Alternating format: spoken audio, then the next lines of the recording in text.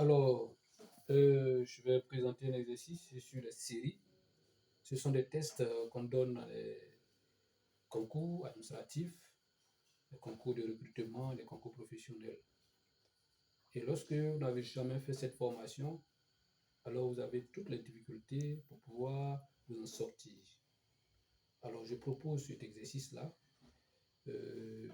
Ici, dans les tests de logique, nous avons plusieurs types d'exercices.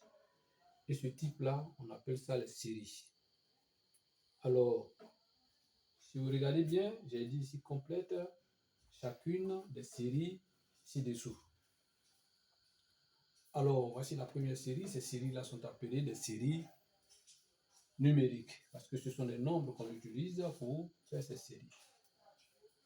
Alors, on doit compléter, on doit ajouter un nombre à la place du point d'interrogation. Alors, comment on procède? Ici, nous avons 2, 4, 6, 8. Ici, nous avons les multiples de 2. Donc, après 8, nous avons 10. Dans le deuxième cas, vers le B, nous avons 1, 3, 5, 7. Ici, les nombres évoluent de 2 en 2. Donc, on ajoute plus 2. Ici, 1 plus 2, ça donne 3. 3 plus 2, ça donne 5. 5 plus 2, ça donne 7. Et donc, 7 plus 2 va donner ici 9. Nous passons au C. C, nous avons 2, 3, 5, 7. Alors, ces nombres-là, vous voyez ici, de 2, on a 1. 1, ici, on ne peut pas utiliser plus 1, on ne peut pas utiliser plus 2 non plus. Ici, ce sont les nombres premiers. Les nombres premiers, ce sont des nombres qui ont exactement 2 diviseurs, 1 et eux-mêmes.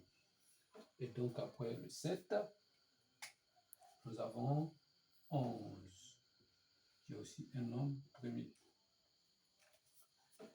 Là, nous avons 1, 4, 9, 16. Ici, ce sont les carrés des nombres entiers naturels consécutifs à partir de 1. Donc, 1 au carré égale à 1, 4 au carré, 2 au carré égale à 4, 3 au carré égale à 9, 4 au carré égale à 16. Donc, le dernier, c'est 5 au carré, on va donner 25. Bien, pour ce cas, nous avons 12, après 12, nous avons 36, 36, nous avons 34, 34, nous avons 102, après 102, nous avons 100. Ici, on voit que 12 fois 3 égale à 36.